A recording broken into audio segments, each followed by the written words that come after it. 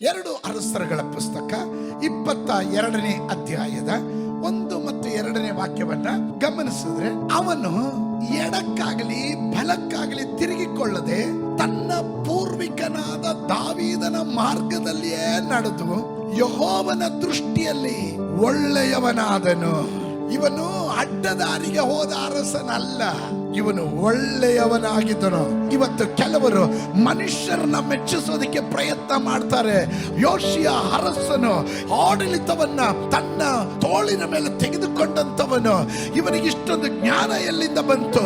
ಅವನು ಯೆಹೋವನ ದೃಷ್ಟಿಯಲ್ಲಿ ಒಳ್ಳೆಯವನಾಗಿದ್ದರಿಂದ ಇವತ್ತು ನೀನು ಒಳ್ಳೆಯವನಾಗಿದ್ದರೆ ನಿನಗೆ ಜ್ಞಾನವನ್ನ ದೇವರು ಕೊಡ್ತಾನೆ. ಯಾರಿಗೂ ಮಾಡಕ್ಕಾಗದೇ ಇರುವ ಅಸಾಧ್ಯವಾದ ಕಾರ್ಯಗಳನ್ನ ಅವನು ನಿನ್ನ ಕಡೆಯಿಂದ ಮಾಡಿಸೋದಕ್ಕೆ ನನ್ನ ದೇವರು ಶಕ್ತನಾಗಿದ್ದಾನೆ ಎಂದು ನಂಬುವವರು ಗಟ್ಟಿಯಾಗುವಂತ ಆಮೆನ್ ಹೇಳಲಿ.